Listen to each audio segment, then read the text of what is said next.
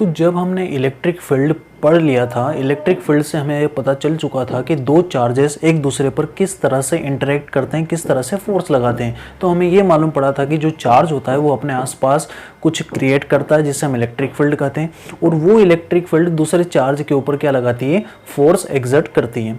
तो अब हमें समझना था, माइकल फेराडे ने ये सोचा कि जो इलेक्ट्रिक फील्ड होता है, जो इनविजिबल सा फील्ड है, जो हमें दिखाई नहीं देता, अगर उसे समझना चाहते हैं हम तो उसे कुछ ना कुछ एक पिक्टोरली एक पिक्चर बनाना पड़ेगी उसकी, मतलब उसको समझने के लिए कुछ थ्योरी देना पड़ेगी। और उन्होंने इलेक्ट्रिक फील्ड को समझने के लिए एक नया कॉन्सेप्ट लाए जिसे कहा गया इलेक्ट्रिक फील्ड लाइंस या line of force. Line of force पहले कहा जाता था, उसके बाद में इसका नाम पड़ा इलेक्ट्रिक फील्ड लाइंस, जो ज़्यादा कन्वीनियंट है। तो आज हम पढ़ने वाले हैं what is electric field lines and its properties. Okay, so Michael Faraday ने ये बताया इलेक्ट्रिक फील्ड को समझने के लिए एक पिक्टोरली, जिसे हम देख सकें, उसको देखने के लिए एक कॉन्सेप्ट दिया जिसे कहते हैं लाइन ऑफ फोर्स, जिसे बाद में कहा गया इलेक्ट्रिक फील्ड लाइंस। तो ये इलेक्ट्रिक फील्ड लाइंस क्या होती है? जैसे देखिए, एक रीजन है, एक रीजन के अंदर कहीं इलेक्ट्रिक फील्ड दे रखा है, एक इनविजिबल सा इलेक्ट्रिक फील्ड है। अगर वहां पर हम एक पॉजिटिव चार्ज रखें, एक पॉजिटिव टेस्ट चार्ज रखें, ओके, तो ये पॉजिटिव टेस्ट चार्ज उस इलेक्ट्रिक फील्ड में, इनविजिबल इलेक्ट्रिक फील्ड में, अगर ये रेस्ट में रखा हुआ है और ये फ्री टू रोटेट है, फ्री टू मूव है, अगर ये मूव होने के लिए फ्री है, तो ये जिस डायरेक्शन में मूव होता है उस इलेक्ट्रिक फील्ड में, जिस डायरेक्शन में मूव होता है, वो जो कर्व बनता है आपका, जैसे ये इस चार्ज ने इस डायरेक्शन में मूव हुआ और इस पाथ को फॉलो करते हुए वो आगे बढ़ गया हमारा ये चार्ज। तो इस चार्ज ने जिस पाथ को फॉलो करा आगे बढ़ने के लिए, इस पाथ को, इस कर्व को हम क्या कहते हैं? इलेक्ट्रिक फील्ड लाइंस या electric line of forces.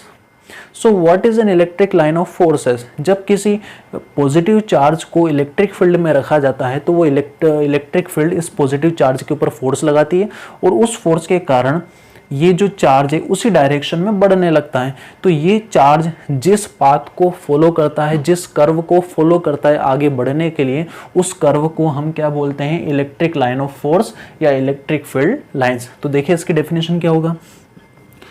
N electric line of force में be defined as the curve. ये क्या है? Curve along which a small positive charge would tend to move. जिस डायरेक्शन में क्या होता है? ये यूनिट पॉजिटिव चार्ज मूव होता है, move when free to do so in an electric field. जब वो इलेक्ट्रिक फील्ड में रखा जाता है और वो फ्री होता है मूव होने के लिए, तो जिस डायरेक्शन में, जिस कर्व को फॉलो करता है, उस कर्व को ही हम क्या बोलते हैं? Electric field lines. अब इस कर्व के ऊपर एक प्रॉपर्टी ये होती है कि इस कर्व के ऊपर, जैसे मान लेते हैं एक पॉइंट मान लेते हैं, ये पॉइंट को नाम देते हैं पॉइंट पी। अगर आपको पता करना है कि पॉइंट पी के ऊपर इलेक्ट्रिक फील्ड का डायरेक्शन क्या होगा, तो इस कर्व की एक ये प्रॉपर्टी है कि इस कर्व के ऊपर, किसी भी पॉइंट के ऊपर अगर आप टेंजेंट ड्रॉ करें, क्या ड्रॉ करें? टेंजेंट ड्रॉ करें, तो वो टेंजेंट उस पॉइंट पर इलेक्ट्रिक फील्ड की डायरेक्शन को रिप्रेजेंट करता है। जैसे यहाँ पर देखिए, अगर आपको पॉइंट पी के ऊपर इलेक्ट्रिक फील्ड फाइंड करना है तो क्या करेंगे? इस पॉइंट पी के ऊपर आप एक टेंजेंट ड्रॉ कर दें, तो ये जो टेंजेंट होगा ये इलेक्ट्रिक फील्ड की डायरेक्शन बताएगा। कौन से पॉइंट पर? पी पर। तो electric field at point P. अगर सपोज करें एक दूसरा पॉइंट ले लेते हैं, इस पॉइंट को नाम देते हैं Q.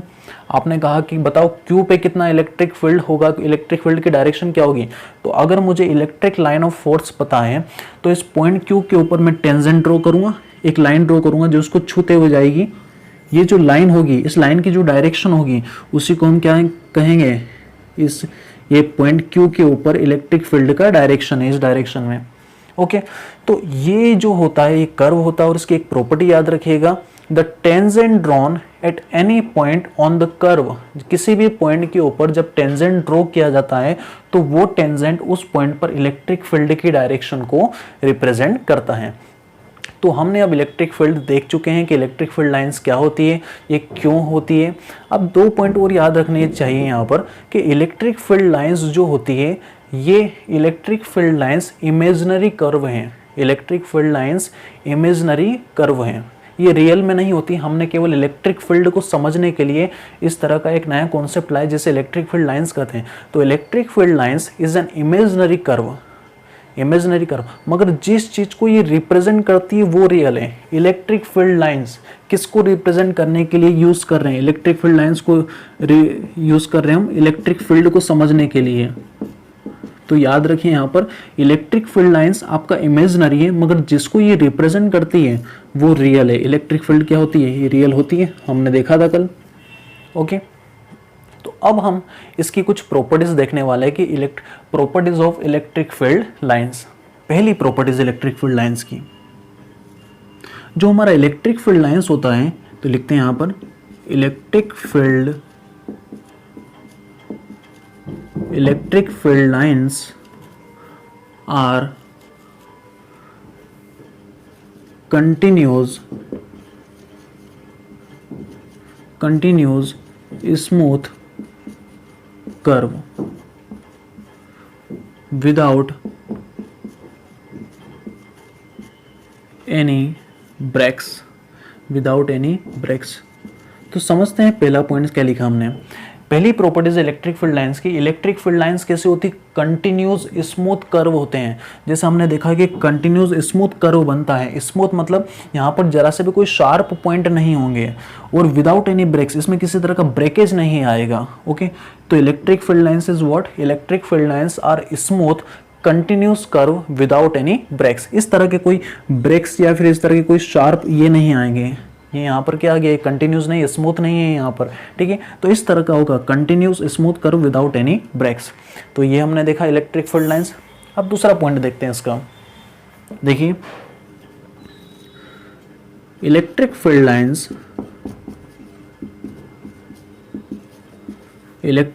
Lines start from positive charge. Electric field lines start from positive charge and end at negative charge। तो दूसरा पॉइंट क्या लिखा है स्टूडेंट्स हमने? इलेक्ट्रिक फील्ड लाइंस जो होती है वो कहाँ से स्टार्ट होती है? पॉजिटिव चार्ज से स्टार्ट होती है, और कहाँ पर एंड होती है? नेगेटिव चार्ज में एंड होती है। This can not make close loop.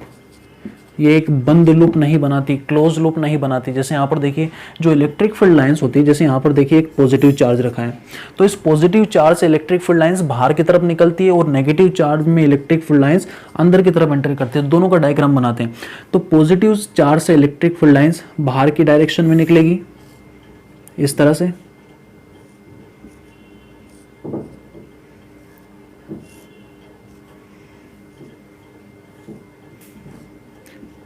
तो हमने क्या लिखा? पॉजिटिव चार्ज से इलेक्ट्रिक फील्ड लाइंस बाहर की तरफ निकलती है, जबकि जो नेगेटिव चार्ज होता है उस नेगेटिव चार्ज में इलेक्ट्रिक फील्ड लाइंस अंदर की तरफ एंटर करती है। मतलब जो एंड होता है इलेक्ट्रिक फील्ड लाइंस का वो कहाँ पर होता है? नेगेटिव चार्ज पर होता है। और स्टार्ट कहाँ से होती है? पॉजिटिव चार्ज से ये लाइन स्टार्ट होती है। ध्यान से देखिए, ये एक सेपरेट डायग्राम है पॉजिटिव चार्ज का, इस डायग्राम है नेगेटिव पॉइंट चार्ज का। तो पॉजिटिव चार्ज से ये इलेक्ट्रिक फील्ड लाइंस स्टार्ट होती है, और नेगेटिव चार्ज पे सारी लाइन टर्मिनेट होती है, मतलब खत्म हो जाती है। तो ये किसी तरह का क्लोज लूप नहीं बनाती कि पॉजिटिव से नेगेटिव पर गई, फिर नेगेटिव से वापस कहाँ पर आ गई? पॉजिटिव पे आ गई। ये एक तरह से पॉजिटिव से स्टार्ट होगी और नेगेटिव पे क्या हो जाएगी? एंड हो जाएगी। और दूसरा आपको याद रखना चाहिए कि जैसे पॉजिटिव चार्ज है यहाँ पर, इससे इलेक्ट्रिक फील्ड लाइंस निकल रही है और आसपास कुछ नहीं है, तो ये इलेक्ट्रिक फील्ड लाइंस कहाँ जा रही है? ये जा रही है इन्फिनिटी। कहाँ जा रही है? इन्फिनिटी में जा रही है। अब दूसरा देखिए, जैसे एक नेगेटिव चार्ज रखा हुआ है और नेगेटिव चार्ज के आसपास कुछ भी नहीं है, तो ये सारी लाइंस कहाँ से आ रही है? ये बोलेंगे हम इन्फिनिटी से आ रही है। तो एक पॉइंट और याद रखना चाहिए, अगर कोई सिंगल चार्ज रखा हुआ है तो पॉजिटिव चार्ज से जो इलेक्ट्रिक फील्ड लाइंस निकलेगी वो इन्फिनिटी को जाएगी, और नेगेटिव चार्ज में जो इलेक्ट्रिक फील्ड लाइंस आएगी वो कहाँ से आएगी? इन्फिनिटी से आएगी। तो यहाँ पर लिख लेते हैं, if there is an single charge, if there is an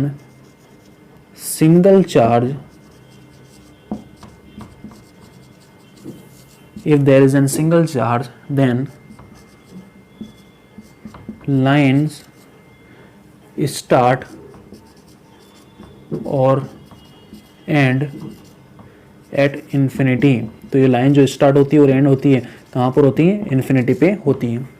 ठीक है, इस पॉइंट से कंफ्यूज मत होइएगा। यहाँ पर क्या लिखा हुआ है, जैसे एक पॉजिटिव चार्ज ही रखा है, आसपास कुछ भी नहीं है, तो ये लाइन जा कहाँ रही है? तो कहाँ जा रही है? इन्फिनिटी पे जा रही है। तो हमने इसलिए लिखा if there is an single charge, अगर कोई सिंगल चार्ज रखा हो तो दिस लाइन स्टार्ट और एंड कहाँ पर जाएगी? ये कहाँ पर खत्म होगी? इन्फिनिटी में खत्म होगी। और ये जो लाइन आ रही है कहाँ से आ रही है? इन्फिनिटी से आ रही है। तो दूसरा पॉइंट क्या लिखा हमने? पॉजिटिव चार्ज से इलेक्ट्रिक फील्ड लाइंस आउटवर्ड निकलती है, नेगेटिव चार्ज में इलेक्ट्रिक फील्ड लाइंस एंड होती है। ये पूरे क्लोज लूप नहीं बनाती। क्लोज लूप मतलब ये पॉजिटिव चार्ज, ये नेगेटिव चार्ज, पॉजिटिव से इलेक्ट्रिक फील्ड लाइंस निकली नेगेटिव में ही, फिर नेगेटिव से वापस कहाँ आ गई? पॉजिटिव में आ गई। ये कैसा बन गया? क्लोज लूप बना। इस तरह का क्लोज लूप ये इलेक्ट्रिक फील्ड लाइंस नहीं बनाती। मगर इसी का पॉइंट याद रखिए, जब हम मैग्नेटिक फील्ड लाइंस पढ़ेंगे तो magnetic field lines close loop बनाती है। यहाँ पर होगा नॉर्थ पोल, यहाँ पर होगा साउथ पोल। तो मैग्नेटिक फील्ड लाइन नॉर्थ से निकलेगी, साउथ में जाएगी, फिर साउथ से नॉर्थ में आएगी। तो magnetic field lines close loop बनाती है, मगर इलेक्ट्रिक फील्ड लाइंस कभी भी क्लोज लूप नहीं बनाती है। ठीक है, तीसरा पॉइंट देखते हैं हम,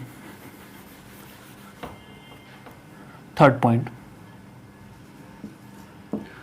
सो देखिए थर्ड पॉइंट क्या है? द टेंजेंट, जो हमने पहले देखा था, the tangent drawn at any point on electric field lines on electric field line gives the direction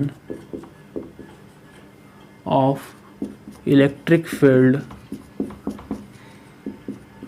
at that point। इसका मतलब क्या हुआ स्टूडेंट्स? अगर किसी भी इलेक्ट्रिक फील्ड लाइंस पर, जैसे इलेक्ट्रिक फील्ड लाइंस हम इसको देख चुके हैं, अगर किसी इलेक्ट्रिक फील्ड लाइंस के किसी पॉइंट पर हम टेंजेंट ड्रॉ करें, टेंजेंट ड्रॉ करें मतलब इसको छूते हुए एक लाइन खींचें, तो ये जो टेंजेंट की डायरेक्शन है, ये टेंजेंट किसको बताएगा? इलेक्ट्रिक फील्ड की डायरेक्शन बताएगा उस पॉइंट के ऊपर, उस पॉइंट P के ऊपर। तो इलेक्ट्रिक फील्ड लाइंस के किसी भी पॉइंट पर जब टेंजेंट ड्रॉ किया जाता है तो वो टेंजेंट किसकी डायरेक्शन को रिप्रेजेंट करता है? इलेक्ट्रिक फील्ड की डायरेक्शन को रिप्रेजेंट करता है। यही हमारा तीसरे पॉइंट का मतलब है।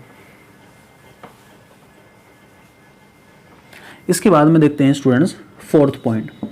तो हमारा फोर्थ पॉइंट क्या है? इसी थर्ड पॉइंट के ऊपर बेस्ड है। The electric field lines, the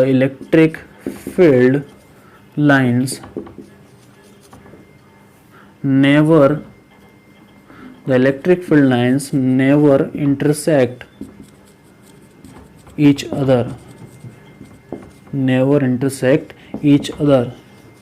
इस पॉइंट को याद रखिएगा, थोड़ा सा स्टार मार्क कर लेते हैं। तो ये पॉइंट क्या बताता है? The electric field lines never intersect each other. दो इलेक्ट्रिक फील्ड लाइंस कभी भी एक दूसरे को इंटरसेक्ट नहीं कर सकते। जैसे यहाँ पर देखिए, इस पॉजिटिव चार्ज से कितनी इलेक्ट्रिक फील्ड लाइंस निकल रही है, ये हमारे ऊपर डिपेंड करता है कितनी आप बना सकते हो। जरूरी नहीं है कि यहाँ पर हमने 8 लाइन्स बनाई तो 8 ही होगी, आप 16 बना सकते हैं, आप 100 बना सकते हैं, 1000 बना सकते हैं, इन्फानाइट लाइन्स निकाल सकते हैं। तो ये हमारे ऊपर डिपेंड करता है कि कितनी ज़्यादा लाइन आप बना सकते हैं। तो जितनी भी लाइन्स निकलती है, दो इलेक्ट्रिक फील्ड लाइन्स कभी भी एक दूसरे को इंटरसेक्ट नहीं करती। तो यही बोलता है the electric field lines can never intersect each other, the electric field lines can never intersect each other, कभी भी एक दूसरे को इंटरसेक्ट नहीं करती। अब क्यों नहीं करती? तो देखिए इसका रीज़न, ये रीज़न भी याद रखिएगा। पूछा जाता है कि इलेक्ट्रिक फील्ड लाइंस बताइए इंटरसेक्ट क्यों नहीं करती। मान लेते हैं एक इलेक्ट्रिक फील्ड लाइंस ये है इस डायरेक्शन में, और एक इलेक्ट्रिक फील्ड लाइंस ये है, और मान लेते दोनों ने इंटरसेक्ट कर लिया, और इंटरसेक्ट जिस पॉइंट पर करा उस पॉइंट का नाम दे देते हैं P। तो जिस पॉइंट पर इंटरसेक्ट करेगी उस पॉइंट पर अगर टेंजेंट ड्रॉ किए जाएंगे तो दो टेंजेंट ड्रॉ होंगे। पहला ये वाली पहली लाइन और ये दो लाइन, दोनों लाइन ने आपका इंटरसेक्ट करा है, तो इस पॉइंट P के ऊपर जो टेंजेंट ड्रॉ होंगे उन टेंजेंट की डायरेक्शन भी दो होगी। ध्यान से देखिए, एक लाइन 1 के ऊपर टेंजेंट डलेगा इस डायरेक्शन में, ये E1, और एक लाइन 2 के ऊपर, इस पॉइंट P के ऊपर ही लाइन 2 के ऊपर भी तो टेंजेंट ड्रॉ होगा, तो ये E2। इसका मतलब अगर दो लाइंस अगर इंटरसेक्ट करती है तो पॉइंट ऑफ इंटरसेक्शन के ऊपर जो टेंजेंट ड्रॉ किए जाएंगे उन टेंजेंट का डायरेक्शन भी कितने होंगे, दो डायरेक्शन होंगे।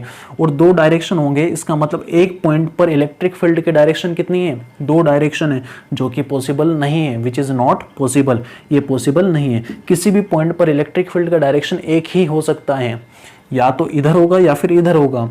एक पॉइंट पर दो इलेक्ट्रिक फील्ड के डायरेक्शन नहीं हो सकते कि इधर भी फोर्स लग रहा है उधर भी फोर्स लग रहा है एक सेम पॉइंट पर, तो ये पॉसिबल नहीं है। तो याद रखिएगा, अगर आपसे पूछा जाए कि दो इलेक्ट्रिक फील्ड लाइंस इंटरसेक्ट क्यों नहीं करती, वो इसलिए नहीं करती क्योंकि पॉइंट ऑफ इंटरसेक्शन के ऊपर दो टेंजेंट होंगे और दोनों टेंजेंट अलग अलग डायरेक्शन को रिप्रेजेंट करेंगे। इसका मतलब इलेक्ट्रिक फील्ड की डायरेक्शन भी कितनी होगी, दो होगी, जो कि पॉसिबल नहीं है। इसलिए दो इलेक्ट्रिक फील्ड लाइंस कभी भी एक दूसरे को इंटरसेक्ट नहीं करती। देखिए, जो दो अनलाइक चार्जेस होते हैं, अनलाइक चार्जेस के बीच में क्या होता है, अट्रैक्शन होता है। तो इस अट्रैक्शन को भी समझाना था, क्योंकि हमने जो इलेक्ट्रिक लाइन ऑफ फोर्स था ये हाइपोथेटिकल कॉन्सेप्ट लाए थे और इस कॉन्सेप्ट की हेल्प से हम सारी चीज़ों को एक्सप्लेन करना चाहते थे। तो जो अनलाइक चार्जेस के बीच में अट्रैक्शन होता है और जो लाइक चार्जेस के बीच में रिपल्शन होता है, इन दोनों चीज़ों को एक्सप्लेन करना था। तो किस तरह से एक्सप्लेन किया गया इस कॉन्सेप्ट की हेल्प से, आइए देखते हैं।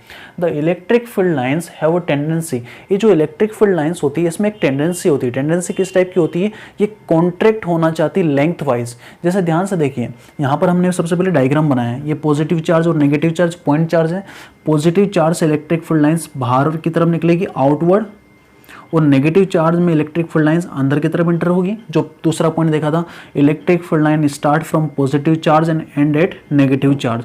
तो ये इलेक्ट्रिक फील्ड लाइन यहाँ से स्टार्ट हो रही है और नेगेटिव चार्ज पर एंड हो रही है। और ये जो इलेक्ट्रिक फील्ड लाइन हो रही है ये कहाँ जा रही है, इन्फानाइट को जा रही है। उसी तरह से इसमें इलेक्ट्रिक फील्ड लाइन सारी इंटर करती है और positive pay electric field line सारी आउटवर्ड निकलती है।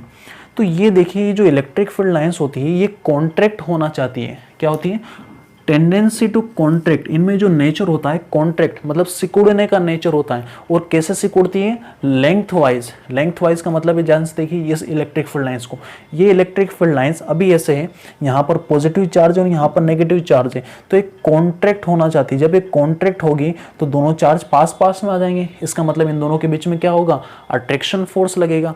तो इस तरह से कहा गया कि जो इलेक्ट्रिक फील्ड लाइंस होती है have a tendency to contract lengthwise, this explain attraction force between two unlike charges. अब देखते हैं रिपल्शन फोर्स कैसे एक्सप्लेन किया गया। तो इलेक्ट्रिक फील्ड लाइंस में एक इस तरह से भी टेंडेंसी होती है कि जो इलेक्ट्रिक फील्ड लाइंस को हमने दो पॉजिटिव चार्ज के लिए बनाया, आप चाहे तो दोनों नेगेटिव चार्ज के लिए भी बना सकते हैं, केवल डायरेक्शन अपोजिट कर देना। यहाँ पर पॉजिटिव चार्ज से जितनी भी इलेक्ट्रिक फील्ड लाइंस होती है वो कहाँ निकलती है, बाहर निकलती है। इस तरह से इस पॉजिटिव चार्ज से इलेक्ट्रिक फील्ड लाइंस जितनी भी होगी वो कहाँ निकलेगी, बाहर निकलेगी। तो ध्यान से देखिए, ये इलेक्ट्रिक फील्ड लाइन यहाँ से गई बाहर, ये भी यहाँ से गई बाहर। तो ये जो इलेक्ट्रिक फील्ड लाइंस है दोनों, ये पास पास की जो इलेक्ट्रिक फील्ड लाइंस है एक दूसरे को क्या करती है, रिपेल करती है। रिपेल मतलब ये एक दूसरे के ऊपर, ध्यान से देखिए इस टाइप का कुछ फोर्स यहाँ पर लगता है इन दोनों के बीच में। ये वाली इलेक्ट्रिक फील्ड लाइंस, ये वाली इलेक्ट्रिक फील्ड लाइन, ये वाली इलेक्ट्रिक फील्ड लाइंस इसको उधर की तरफ धक्का देती है और ये वाली इलेक्ट्रिक फील्ड लाइंस इसको इधर की तरफ धक्का देती है। जब दोनों एक दूसरे को उधर की तरफ धक्का देगी तो ये दोनों चार्जेस दूर हो जाएंगे। यहाँ पर मानिए पॉजिटिव चार्ज, यहाँ पर मानिए दूसरा पॉजिटिव, दोनों लाइक चार्जेस है। लाइक चार्जेस के बीच में क्या होगा, रिपल्शन होगा। तो ध्यान से देखिए, ये वाली जो लाइन है ये उसको उस डायरेक्शन में धक्का देगी और ये वाली लाइन इसको इस डायरेक्शन में धक्का देगी। तो दोनों एक दूसरे को धक्का देती है, जिससे दोनों चार्ज एक दूसरे से क्या हो जाते हैं, दूर हो जाते हैं। इसका मतलब ये जो धक्का जिस डायरेक्शन में दिया जा रहा है, ये वाली लाइन इसको इधर धक्का देती है, ये वाली लाइन इसको इधर धक्का देती है। और ये जो धक्का है इसको हम कहते हैं लेटरल फोर्स। क्या कहा जाता है, लेटरल फोर्स। तो electric field lines have a tendency, इनमें एक टेंडेंसी, एक नेचर और होता है। कौन सा, tendency to expand laterally. Laterally क्या होना चाहती है, एक्सपेंड होना चाहती है। यही इस तरह से क्या होना चाहती है, एक्सपेंड होना चाहती है लेटरली। तो ये क्या करती है, सो एज टू एक्सर्ट, एक दूसरे के ऊपर क्या लगाती है, लेटरल फोर्स लगाती है। ये इस टाइप का लेटरल फोर्स लगेगा ऑन नेबरिंग लाइंस, जो पास पास की पड़ोस की लाइंस होती हैं वो एक दूसरे के ऊपर लेटरल फोर्स लगाती है। और इस लेटरल फोर्स के कारण ये जो दो लाइक चार्जेस होते हैं वो एक दूसरे से कहाँ हो जाते हैं, दूर चले जाते हैं। तो ये क्या एक्सप्लेन करता है, this explain repulsion between two like charges. ये दो लाइक चार्जेस के बीच में क्या रिप्रेजेंट करता है, रिपल्शन रिप्रेजेंट करता है। चाहे तो नेगेटिव नेगेटिव लेकर कर लें, डायरेक्शन केवल बाहर की तरफ निकल रहा है उसको अंदर की तरफ कर देना।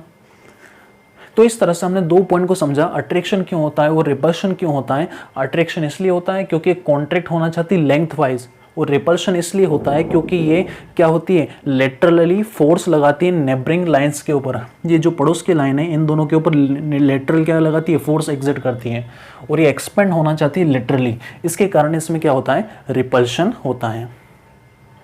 नेक्स्ट पॉइंट समझते हैं। देखिए, electric field lines are always normal to the surface of conductor. जैसे एक कंडक्टर दे रखा है स्टूडेंट्स यहाँ पर, ठीक है, मान लेते हैं कोई कंडक्टर है, मेटल का बॉल है। इस मेटल के बॉल के ऊपर जितने भी चार्जेस होते हैं वो क्या होते हैं, इक्वली स्पेस्ड हो जाते हैं, एक दूसरे से एक इक्वल डिस्टेंस पर आ जाते हैं सब। तो सारे जो चार्जेस होते हैं वो रेस्ट में रहते हैं। किस में रहते हैं, रेस्ट में, या फिर वो बोल सकते हैं वो सारे चार्जेस किस में होते हैं, इक्विलिब्रियम में रहते हैं। तो जब भी जो कंडक्टर लिया जाता है, कंडक्टर के अंदर large number of free electrons होते हैं और वो सारे जो चार्जेस होते हैं वो इक्विलिब्रियम में होते हैं, मतलब रेस्ट में रहते हैं। अगर वो ही सारे चार्जेस चलना चालू कर दे तो करंट फ्लो करेंगे। जैसे आपने अगर मेटल बॉल को कभी पकड़ा है या फिर मेटल की रोड को कभी पकड़ा है तो आपको करंट नहीं लगता। करंट इसलिए नहीं लगता क्योंकि उसके अंदर फ्री इलेक्ट्रॉन्स तो हैं, मगर वो सब किस में है, इक्विलिब्रियम में, वो चल नहीं रहे। अगर वो चलने लग जाएंगे तो करंट फ्लो होगा। ठीक है, तो इसमें क्या बोला गया है इस पॉइंट में कि जब भी कोई कंडक्टर लिया जाता है, ये हमारा क्या है, कंडक्टर है, तो जो कंडक्टर होता है, कंडक्टर की सरफेस से हमेशा जो इलेक्ट्रिक फील्ड लाइंस होती है वो परपेंडिकुलर निकलती है। कैसे निकलती है, परपेंडिकुलर। सरफेस से 90 डिग्री का एंगल बनाते हुए इलेक्ट्रिक फील्ड लाइंस निकलती है बाहर की तरफ। ठीक है, इलेक्ट्रिक फील्ड लाइंस ऐसे नहीं निकल सकती। देखिए ध्यान से, ये एक्यूट एंगल है, ये इलेक्ट्रिक फील्ड लाइंस ऐसे कभी नहीं निकलेगी।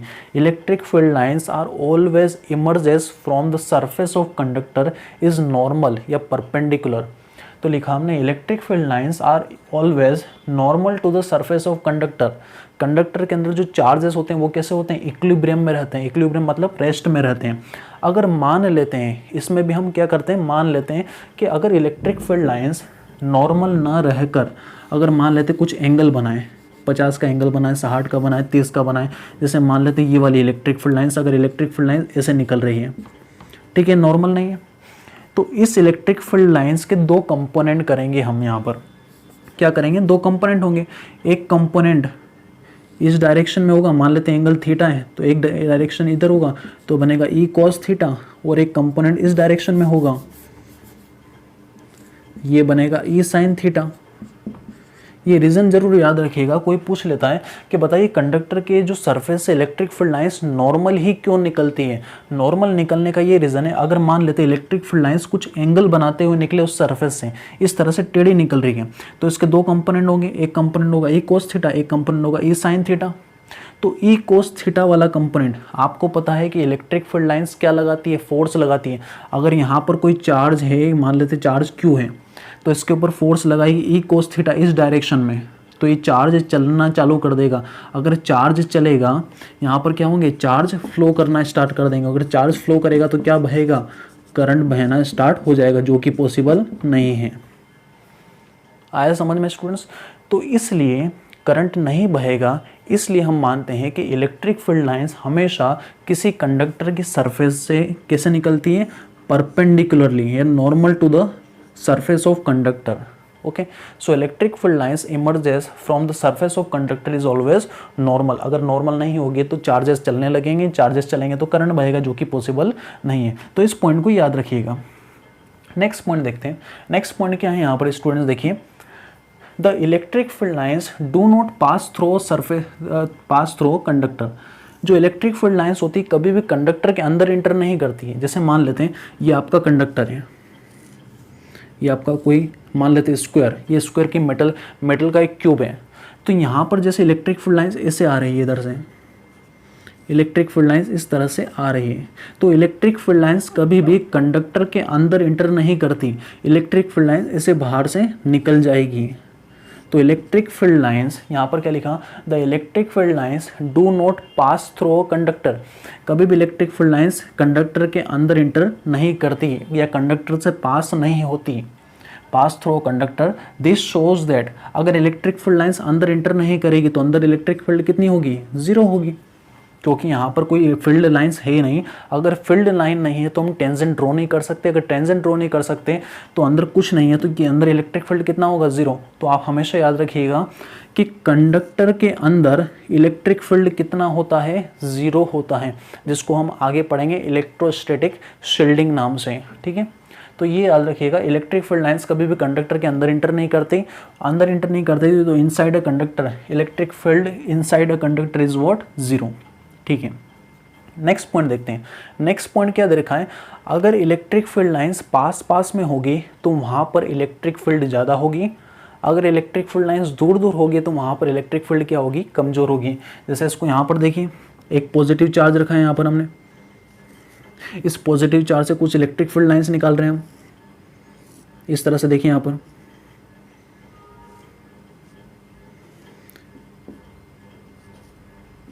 ये कुछ इलेक्ट्रिक फील्ड लाइंस इस पॉजिटिव चार्ज से आउटवर्ड निकल रही है, रेडिली आउटवर्ड निकल रही है। तो ध्यान से देखें, इस पॉइंट पर देखें और एक बार इस पॉइंट पर देखें। इस पॉइंट को नाम दे देते ए और इस पॉइंट को नाम दे देते बी। पॉइंट ए पास वाला पॉइंट है, पॉइंट बी दूर वाला पॉइंट है। तो कहाँ पर इलेक्ट्रिक फील्ड लाइंस पास पास में, तो इलेक्ट्रिक फील्ड लाइंस यहाँ पर पास पास में। जब इलेक्ट्रिक फील्ड लाइंस पास में होती है तो इलेक्ट्रिक फील्ड का स्ट्रेंथ भी ज़्यादा होता है, तो वहाँ पर ज़्यादा फोर्स फील होता है। अगर आप एक चार्ज को पॉइंट ए पर रखेंगे तो उसको ज़्यादा फोर्स फील होगा कंपेयर टू पॉइंट बी। तो यहाँ पर क्या दिया हमने, the relative closeness of electric field lines, जो इलेक्ट्रिक फील्ड लाइंस की जो रिलेटिव क्लोजनेस होती है, कितनी पास पास में, वो क्या बताता है हमें, गिव्स, हमें बताता है measure of the strength of the electric field. ये हमें इलेक्ट्रिक फील्ड के स्ट्रेंथ के बारे में बताता है। इलेक्ट्रिक फील्ड लाइंस पास में होगी तो वहाँ पर पावर ज़्यादा होगी, ज़्यादा फोर्स लगेगा। इलेक्ट्रिक फील्ड लाइंस दूर होगी तो फोर्स कम लगेगा। तो देखिए यहाँ पर क्लोज टुगेदर, जहाँ पर इलेक्ट्रिक फील्ड पास पास में होगी तो स्ट्रॉन्ग इलेक्ट्रिक फील्ड होगी, जहाँ पर इलेक्ट्रिक फील्ड लाइंस दूर होती है फार अपार्ट तो वहाँ पर वीक इलेक्ट्रिक फील्ड होता है। और तीसरा पॉइंट क्या दिया है यहाँ पर हमने, पैरेलल एंड इक्वली स्पेस्ड तो यूनिफॉर्म इलेक्ट्रिक फील्ड होगा। ये किस तरह से देखें यहाँ पर, इसको हम आगे भी पढ़ने वाले हैं कैपेसिटर के अंदर। तो देखिए यहाँ पर एक प्लेट है जिसके ऊपर पॉजिटिव चार्ज है और यहाँ पर दूसरी प्लेट है जिसके ऊपर नेगेटिव चार्ज है। ओके, एक प्लेट के ऊपर पॉजिटिव चार्ज है और दूसरी प्लेट के ऊपर कौन सा चार्ज है, नेगेटिव चार्ज है। तो इन दोनों के बीच में कुछ इलेक्ट्रिक फील्ड होगा। इलेक्ट्रिक फील्ड लाइंस पॉजिटिव से स्टार्ट होती है और नेगेटिव पे एंटर होती है। तो यहाँ पर इलेक्ट्रिक फील्ड पॉजिटिव से चालू होगा, नेगेटिव पे एंटर हो जाएगा, पॉजिटिव से चालू होगा, नेगेटिव पे एंटर हो जाएगा। तो ध्यान से देखिए, ये जो इलेक्ट्रिक फील्ड लाइन्स है ये एक दूसरे के पैरेलल है, सारी पैरेलल है और इक्वली स्पेस्ड है, मतलब इनके बीच की दूरी भी क्या है, इक्वली स्पेस्ड है। तो जब line electric field lines parallel होती है और इक्वली स्पेस्ड होती है तो इसको हम कहते हैं यूनिफॉर्म इलेक्ट्रिक फील्ड। क्या कहते हैं इसके, uniform electric field. Uniform electric field का मतलब होता है इस जगह में आप किसी भी जगह पर, या तो यहाँ पर, यहाँ पर, यहाँ पर, कहीं पर भी कोई सा भी चार्ज रख दीजिए तो जितना फोर्स यहाँ पर लगेगा उतना ही फोर्स यहाँ पर भी लगेगा, उतना ही फोर्स यहाँ पर भी लगेगा और उतना ही फोर्स यहाँ पर भी लगेगा। यूनिफॉर्म इलेक्ट्रिक फील्ड जब भी कहा जाए इसका मतलब समझना कि चार्ज को कहीं पर भी रख दो उस रीजन में, उसके ऊपर सेम अमाउंट ऑफ फोर्स लगेगा और उस फोर्स का डायरेक्शन भी सेम होगा। क्योंकि फोर्स की डायरेक्शन क्या होगी, इलेक्ट्रिक फील्ड के डायरेक्शन में। इलेक्ट्रिक फील्ड का डायरेक्शन ये है तो फोर्स का डायरेक्शन भी आपका यही होगा अगर पॉजिटिव चार्ज है तो इस तरह से 9th पॉइंट हमने समझा। इसके बाद में हम 2 पॉइंट नोट करते हैं स्टूडेंट्स।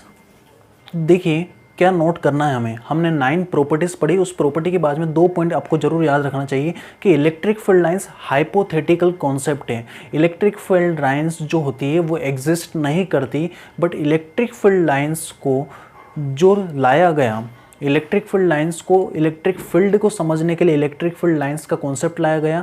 तो इलेक्ट्रिक फील्ड लाइंस जो होता है वो आपका इमेजिनरी होता है, बट इलेक्ट्रिक फील्ड लाइंस जिस चीज़ को रिप्रेजेंट करती है वो रियल होती है। तो यहाँ पर हम क्या लिख लेते हैं नोट करके, electric field lines, electric field lines are imaginary curve, are imaginary curve but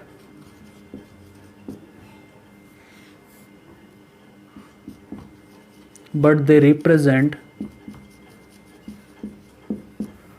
electric field is real. इसका मतलब होता है इलेक्ट्रिक फील्ड लाइंस तो इमेजिनरी कर्व होती है, बट इलेक्ट्रिक फील्ड लाइंस किसको रिप्रेजेंट करती है? इलेक्ट्रिक फील्ड को रिप्रेजेंट करती है, जो क्या होती है? रियल होती है। इलेक्ट्रिक फील्ड हाइपोथेटिकल नहीं, इलेक्ट्रिक फील्ड रियलिटी में होती है, बट इलेक्ट्रिक फील्ड लाइंस एक इमेजिनरी कर्व है जिसको हमने माना गया है। ओके, दूसरा पॉइंट क्या है स्टूडेंट्स? दूसरा पॉइंट ये भी याद रखना चाहिए आपको, number of electric field lines, number of electric field lines originating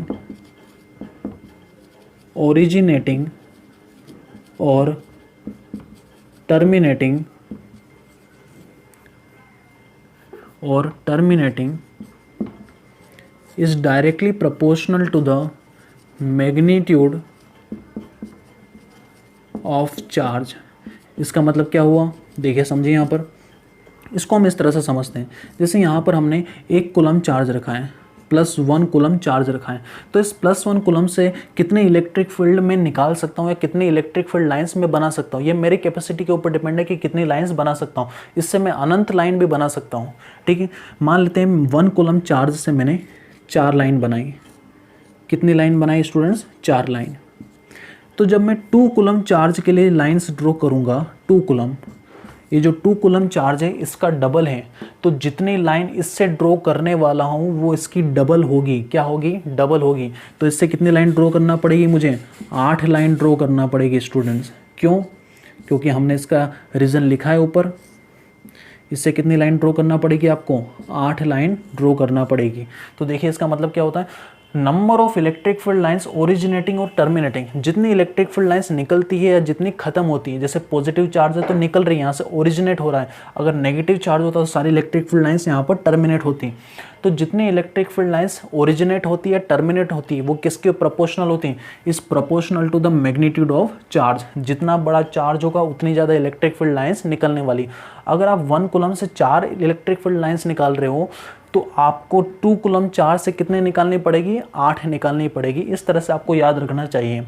तो अब इसके बाद में हम 2 इसके एग्जाम्पल प्रॉब्लम करते हैं। तो प्रॉब्लम क्या दे रखा है यहाँ पर? देखिए इसी कॉन्सेप्ट के ऊपर दे रखा है एक प्रॉब्लम। तो प्रॉब्लम है यहाँ पर एक चार्ज Q2 है और दूसरा चार्ज क्या है? Q1 है। Q2 से कुछ लाइंस निकल रही है और Q1 में कुछ लाइंस एंटर कर रही है। तो हमें क्या फाइंड करना है? Write the sign of Q1 and Q2। Q1 और Q2 का साइन बताना है और इसके बाद में आपको क्या बताना है? Find ratio. इस रेशो को फाइंड करना है। Q1/Q2 कितना होगा ये भी फाइंड करना है। तो देखें कैसे फाइंड करेंगे। सबसे पहले बताएं Q1 और Q2 का साइन क्या होगा। तो पहला दूसरी प्रॉपर्टी का यूज़ करें।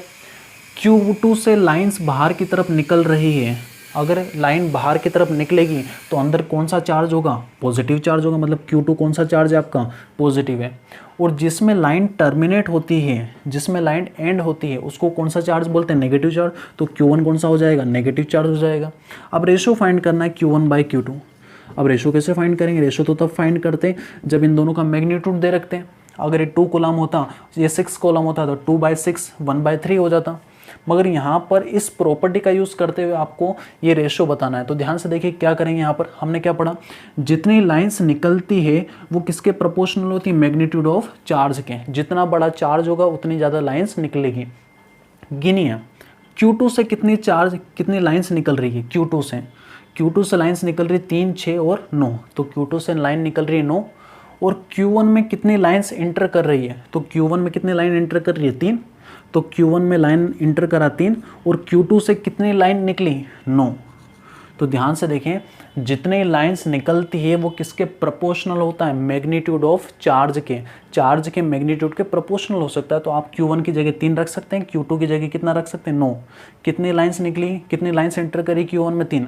कितनी लाइंस Q2 ने निकाली? 9। क्योंकि ये क्या है, जो नंबर ऑफ लाइंस होती है वो मैग्नीट्यूड के प्रोपोर्शनल हो सकती है। एक तरह से आप इसको मैग्नीट्यूड भी मान सकते हैं। तो कर दीजिए 3/9 कितना हो जाएगा? ये 1/3।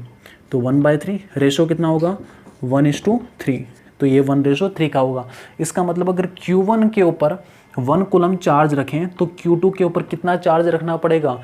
3 कूलम चार्ज रखना पड़ेगा। तो इस तरह से हमने इस प्रॉब्लम को सोल्व करा। तो आइए एक और प्रॉब्लम यहाँ पर देखते हैं। देखिए स्टूडेंट्स, प्रॉब्लम क्या दे रखा है? एग्जाम्पल दिया हुआ है। इस तरह से कुछ इलेक्ट्रिक फील्ड लाइंस बनी हुई है।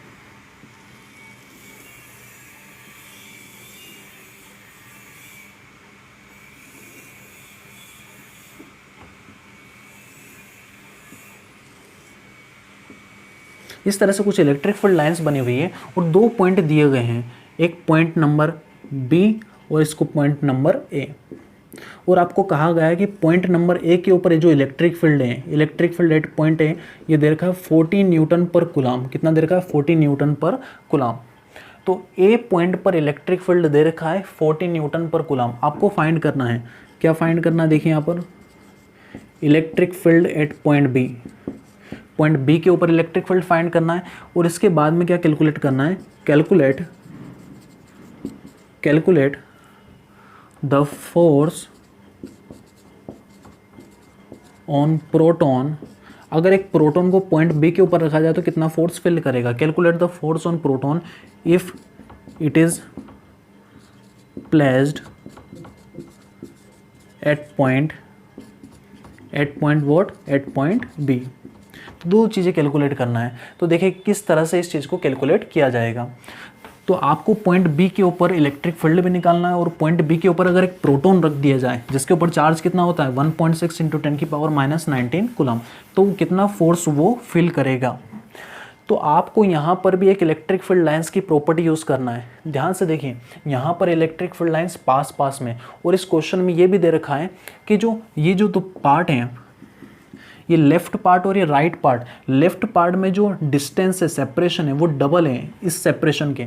मतलब यहाँ पर जो सेपरेशन अगर 1 सेंटीमीटर दे रखा है तो यहाँ पर इन लाइन के बीच में सेपरेशन 2 सेंटीमीटर है। तो यहाँ पर जो सेपरेशन है वो कैसा है? डबल सेपरेशन दे रखा है यहाँ पर।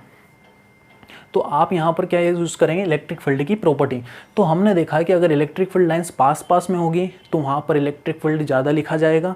अगर जहाँ पर इलेक्ट्रिक फील्ड दूर होती है, इलेक्ट्रिक फील्ड लाइंस दूर होगी, तो वहाँ पर इलेक्ट्रिक फील्ड कम होगी। तो ध्यान से देखिए यहाँ पर सेपरेशन डबल है। अगर यहाँ पर सेपरेशन डबल हो गया और यहाँ पर सेपरेशन कम है, यहाँ पर इलेक्ट्रिक फील्ड 40 न्यूटन पर कूलम है और यहाँ पर अगर सेपरेशन बढ़ा दिया गया, कितना कर दिया गया? डबल, तो इलेक्ट्रिक फील्ड तो आधी हो जाएगी यहाँ पर। तो बी पर इलेक्ट्रिक फील्ड कितनी हो जाएगी? Electric field at point B कितनी हो जाएगी? आधी। किसकी आधी हो जाएगी? Electric field at point A की। क्यों? क्योंकि यहाँ पर सेपरेशन डबल है। किसके कंपैरिजन में? इसके कंपैरिजन में। अगर सेपरेशन ज़्यादा होगा तो इलेक्ट्रिक फील्ड लाइंस दूर हो जाएगी। अगर electric field lines far apart होगी तो वहाँ पर इलेक्ट्रिक फील्ड कम हो जाएगा। कितना कम हो जाएगा? आधा हो जाएगा। तो आधा हो जाएगा। ए पर इलेक्ट्रिक फील्ड कितना है? 40, तो 1/2 × 40, 40 का हाफ कितना हो जाएगा? 20 न्यूटन पर कूलम। तो electric field at point B हमें पता चल गया कितना है यहाँ पर? 20 न्यूटन पर कूलम। ओके, 20 न्यूटन पर कूलम दे रखा है यहाँ पर। उसका डायरेक्शन भी मान लेते हैं, इसका डायरेक्शन कुछ इस डायरेक्शन में, ये इलेक्ट्रिक फील्ड लाइन से। ओके, अब आपको दूसरा क्या कैलकुलेट करना है? अगर इस पॉइंट बी के ऊपर एक प्रोटॉन रख दिया जाए तो इसके ऊपर कितना फोर्स लगेगा? तो फोर्स का फॉर्मूला हमें पता है, F = कितना होता है? QE। कितना होता है? QE। अब ध्यान से देखें वापस, किस चार्ज को रखा गया? तो प्रोटॉन को रखा गया। प्रोटॉन के ऊपर चार्ज कितना होता है? एलिमेंट्री चार्ज इनटू जिस पॉइंट पर रखा गया उस पॉइंट पर इलेक्ट्रिक फील्ड कितना है? तो जिस पॉइंट पर रखा गया बी पॉइंट पर, तो बी पर इलेक्ट्रिक फील्ड कितना है? EB 20 न्यूटन पर कूलम। तो यहाँ पर लिख देंगे EB 20 न्यूटन पर कूलम। सारी वैल्यूज रख देते हैं। 1.6 × 10⁻⁻19, EB कितना है? 20 न्यूटन पर कूलम। तो फोर्स पता चल जाएगा 1.6 × 20, तो ये हो जाएगा 32 × 10⁻⁻19 न्यूटन। या फिर चाहे तो एक पॉइंट को इधर से रख दें, उसको 3.2 × 10 की पावर हो जाएगा -18 न्यूटन फोर्स। तो यहाँ पर हमने दो चीज़ों का यूज़ करा। अगर इलेक्ट्रिक फील्ड लाइंस एक दूसरे से ज़्यादा दूर होगी तो इलेक्ट्रिक फील्ड कम हो जाएगा। इलेक्ट्रिक फील्ड लाइंस अगर पास में होगी तो इलेक्ट्रिक फील्ड का स्ट्रेंथ बढ़ जाएगा। और किस तरह से F = QE का यूज़ करके हमने फोर्स निकाला।